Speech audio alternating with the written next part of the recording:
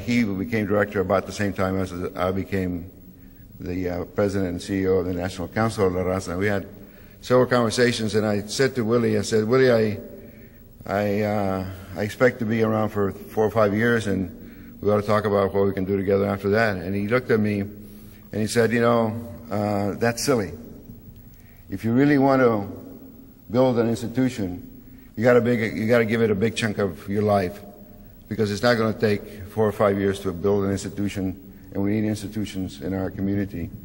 So you better either commit or quit now, because we need somebody who will make that kind of a commitment. And that was a major turning point. It was an epiphany of sorts for me, and I credit Willie with making me understand that I needed to make a long-term commitment in my life to this effort if I was going to build institutions.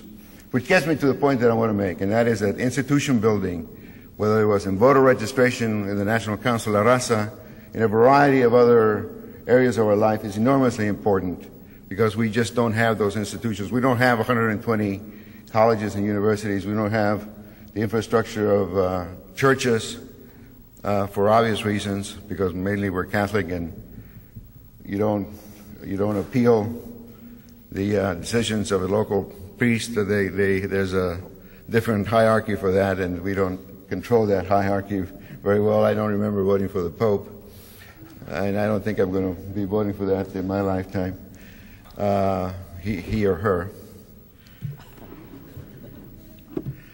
So institution building is enormously important for us, and Willie was a major part of that process. But his life also, and his book, and this book that we're talking about today, is also part of a larger question.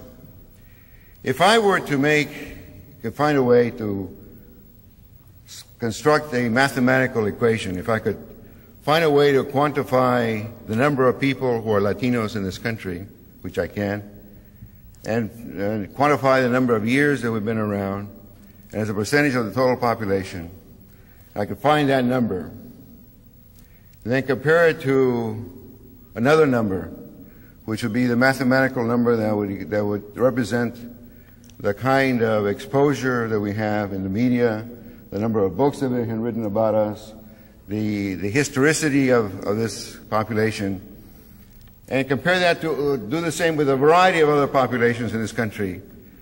The difference between those two numbers for Latinos would be greater than any other community in this country. In other words, what I'm trying to say is that, empirically speaking, I think that I could prove to you beyond a shadow of a doubt that the gap between the numbers of Latinos, the length of presence in this country, and the awareness of Americans of this large group of other Americans known as Latinos is the widest for us than it is for any other group in this country.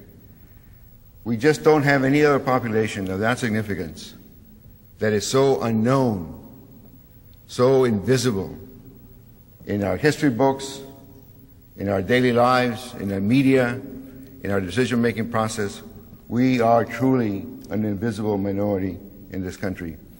And that inures negatively to our interests, but more importantly to the interest of most Americans, because you can't have such a large number of people and be invisible and unknown and misunderstood by the general population. Excuse me.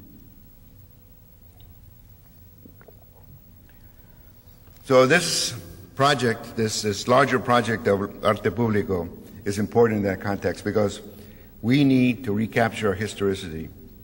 And I want to commend, and I want to be part of, and I want to do everything I can, and I hope that we can enlist each and every one of you in this quest for our recapturing our historicity.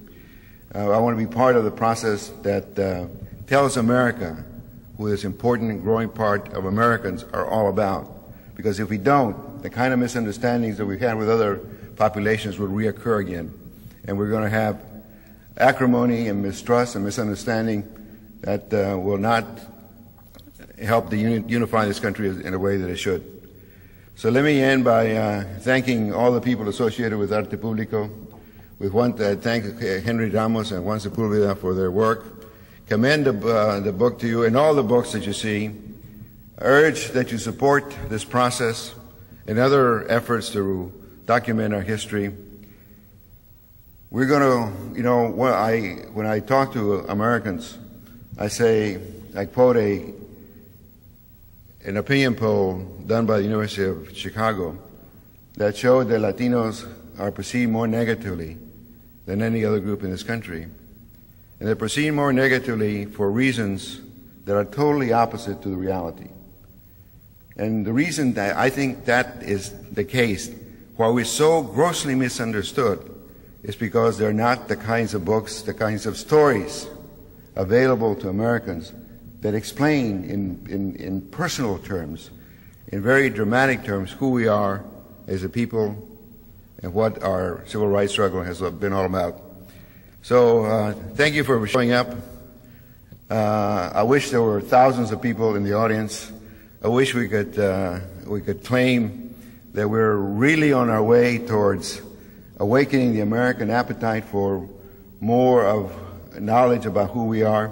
But we're on our way, and as an community organizer by trade, I'm used to starting with small groups and building and building and building to larger and larger audiences. So this is where we are today, but we're going to be at a much better place in the future. Muchísimas gracias and have a great day.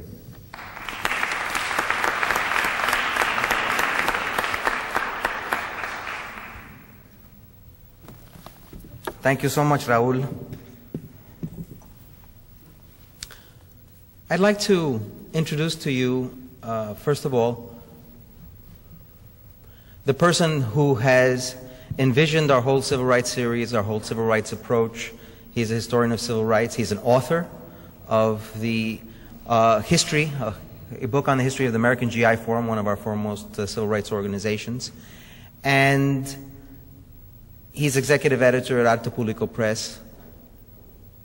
Henry A.J. Ramos is the one who has really taken this whole load on his shoulders and gone about developing the different books in the series, and has worked hand in hand with the author of our most recent book, The Life and Times of Willie Velasquez, Su Voto es su voz, Juan Sepúlveda. Juan Sepúlveda has been a civil rights leader associated with the Southwest Voter Registration Project and a personal friend of Willie Velasquez, and it was out of that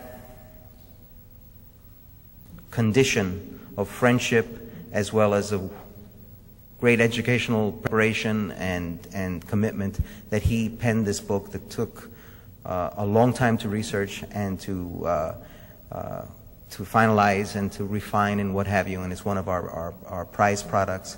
So we thought we'd start off the conference with an assessment of the legacy of Willie Velasquez and the coming of age of the book, as well as the coming of age of our civil rights program. So here are Henry Ramos and Juan Sepúlveda. Nicolas, thank you very much. Good afternoon, everyone.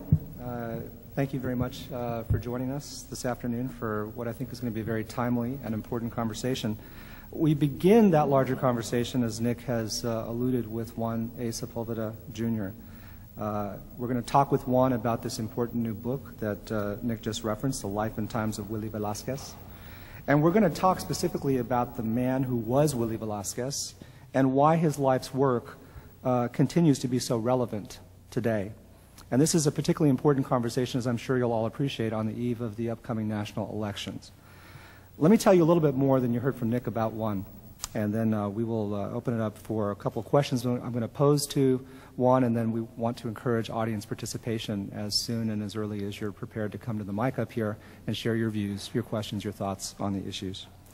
Juan Sepúlveda has unique insights into the questions that I've raised here about Willie Velasquez based on several years of living and working closely with Willie and his family, as well as the original staff members of Southwest Voter Registration Education Project during the mid to late 1980s.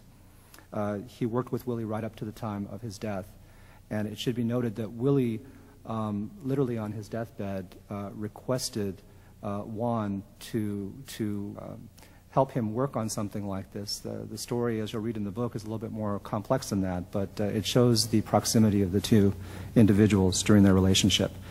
For over 10 years following Willie's untimely death, and with encouragement, and I will confess at times some consternation from the Velasquez